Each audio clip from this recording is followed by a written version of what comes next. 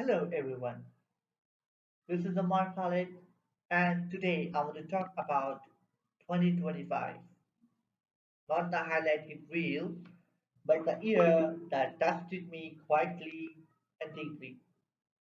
I turned 33 this year and there were many nights, not dramatic nights, just very silent ones, where I felt the absence of a partner more than ever before.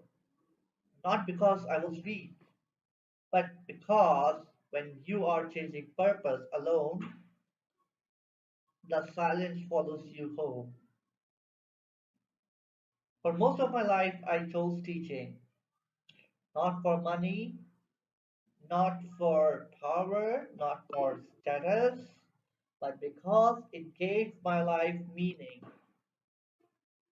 For 16 long years, I showed up as an educator. I carried classrooms, children, expectations, and hope on my shoulders, often at the cost of my own comfort. But in early February 2025, I did something that felt like a betrayal.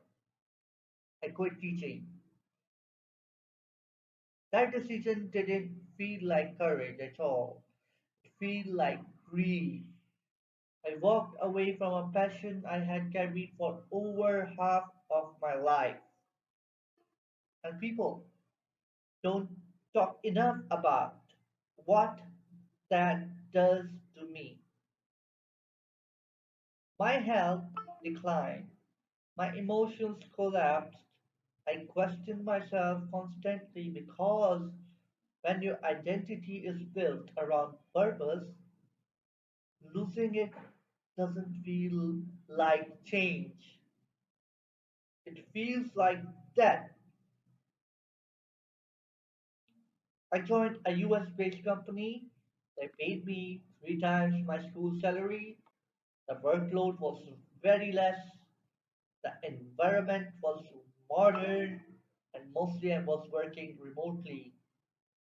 On the outside, it looked like an upgrade. On the inside, I was bleeding quietly. I shifted roles.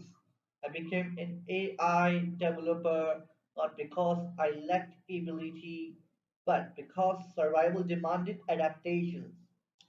And yes, today, after 10 months, I earn very well.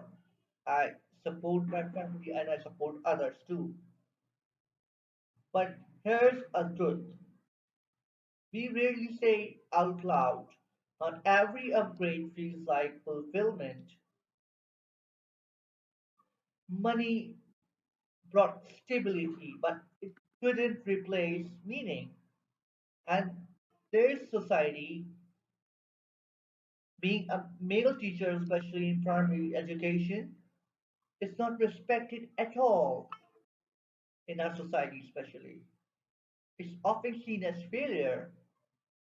People judged me throughout my career, questioned my worth, measured my success by my paycheck instead of my impact.